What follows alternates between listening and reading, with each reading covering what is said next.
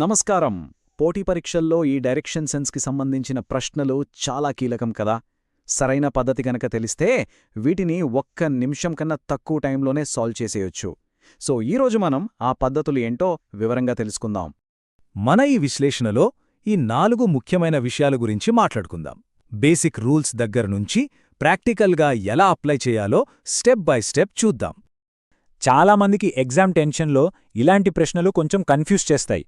చిన్న పొరపాటు చేసినా సరే ఆన్సర్ మొత్తం తప్పైపోతుంది. కానీ ఇకపై ఆ కంగారు ఏమీ అవసరం లేదు. ఇదిగోండి, ఇదే ఆ గోల్డెన్ రూల్. ఈ ఒక్క సూత్రం పాటిస్తే చాలు, సక్సెస్ అయ్యే ఛాన్సులు అమాంతం పెరిగిపోతాయి. ప్రతి డైరెక్షన్ ప్రాబ్లంకి ఇదే ఫౌండేషన్ అన్నమాట. సరే, మనం మొదటి సెక్షన్లోకి వచ్చేద్దాం.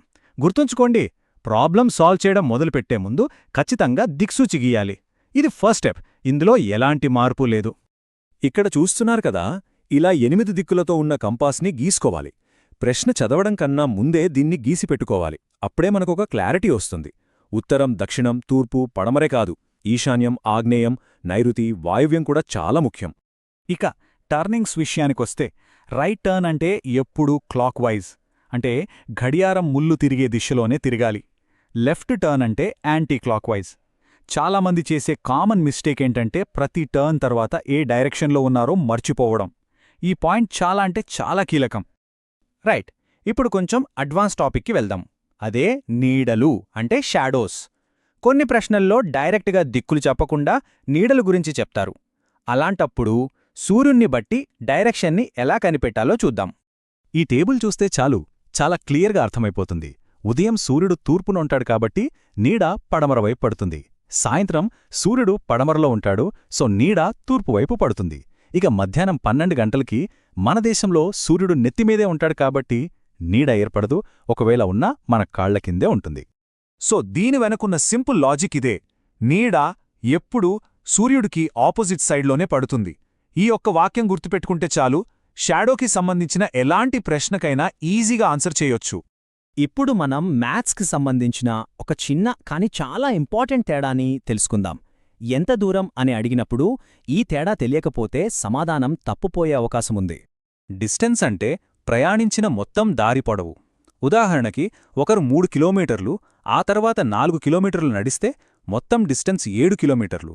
కానీ డిస్ప్లేస్మెంట్ అంటే స్టార్టింగ్ పాయింట్కి ఎండింగ్ పాయింట్కి మధ్య ఉన్న స్ట్రేట్ లైన్ దూరం, షార్ట్కట్ అన్నమాట. ఈ రెండిటి మధ్య తేడా తెలియడం చాలా ముఖ్యం. మరి ఆ కనిష్ట దూరాన్ని అంటే డిస్ప్లేస్మెంట్ని ఎలా కనుక్కోవాలి? దానికి మనకున్న ఆయుధం పైథాగరస్ సిద్ధాంతం. యూపీఎస్సీ లాంటి పరీక్షల్లో దాదాపుగా 90 డిగ్రీల మలుపులే ఇస్తారు, కాబట్టి ఈ సిద్ధాంతం చాలా ఉపయోగపడుతుంది. ఈ డయాగ్రామ్ చూడండి. మనం నడిచిన 2 దారులు ఏ మరియు బి ఒక రైట్ యాంగిల్డ్ ట్రయాంగిల్ యొక్క 2 భుజాలుగా ఎలా మారతాయో ఇక్కడ క్లియర్గా ఉంది. మనం కనుక్కోవలసిన డిస్ప్లేస్మెంట్ సి అనేది ఆ ట్రయాంగిల్కి కర్ణం అంటే హైపోటెన్యూస్ అవుతుంది. ఇలా విజువలైజ్ చేసుకుంటే ఫార్ములా ఈజీగా గుర్తుంటుంది. సరే, ఇక ఫైనల్ సెక్షన్కొచ్చేశాం. ఇప్పటిదాకా మనం నేర్చుకున్న కాన్సెప్ట్స్ అన్నిటినీ కలిపి ఒక టిపికల్ ఎగ్జామ్ ప్రాబ్లంని ఎలా సాల్వ్ చేయాలో చూద్దాం. ప్రాబ్లంని జాగ్రత్తగా చదవండి. ఒక వ్యక్తి ముందుగా 8 కిలోమీటర్లు తూర్పుకు, తర్వాత 6 కిలోమీటర్ల ఉత్తరానికి, ఆ తర్వాత 4 కిలోమీటర్లు పడమరకు నడిచాడు. మనం కనుక్కోవాల్సింది స్టార్టింగ్ పాయింట్కి ఎండింగ్ పాయింట్కి మధ్య ఉన్న మినిమం డిస్టెన్స్ అంటే డిస్ప్లేస్మెంట్. ఫస్ట్ స్టెప్, ఆపోజిట్ డైరెక్షన్స్ని సింప్లిఫై చేద్దాం. 8 కిలోమీటర్లు తూర్పుకి వెళ్ళి 4 కిలోమీటర్లు వెనక్కి అంటే పడమరకు వచ్చారు. సో 8లోంచి 4 తీసేస్తే నెట్ మూమెంట్ స్టార్టింగ్ పాయింట్ నుండి 4 కిలోమీటర్లు తూర్పువైపు అన్నమాట. ఇక నార్త్ సౌత్ మూమెంట్ చూస్తే కేవలం 6 కిలోమీటర్ల ఉత్తరానికి మాత్రమే వెళ్లారు. సౌత్ వైపు ప్రయాణం లేదు, కాబట్టి నికరంగా 6 కిలోమీటర్ల నార్త్ డైరెక్షన్లో ఉన్నారు. ఇప్పుడు మన దగ్గర 2 నెట్ మూమెంట్స్ ఉన్నాయి. 4 కిలోమీటర్స్ తూర్పు, 6 కిలోమీటర్స్ ఉత్తరం. ఇవే మన రైట్ యాంగిల్డ్ ట్రయాంగిల్ యొక్క 2 భుజాలు. వీటిని పైథాగరియన్ ఫార్ములాలో వేస్తే √4² + 6² అంటే √52 వస్తుంది.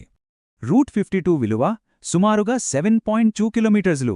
అంతే, స్టార్టింగ్ పాయింట్కి ఫైనల్ పాయింట్కి మధ్య ఉన్న మినిమం డిస్టెన్స్ 7.2 కిలోమీటర్లు. చూసారా, స్టెప్ బై స్టెప్ వెళ్తే ఎంత ఈజీనో. సో ఇప్పుడు మ్యాప్ మన చేతిలో ఉంది, దారి కూడా తెలిసింది. ఇక ఈ నాలెడ్జ్తో ఏ ప్రాబ్లంనైనా ఈజీగా సాల్వ్ చేయొచ్చు. వెంటనే ప్రాక్టీస్ మొదలుపెట్టండి. All the best.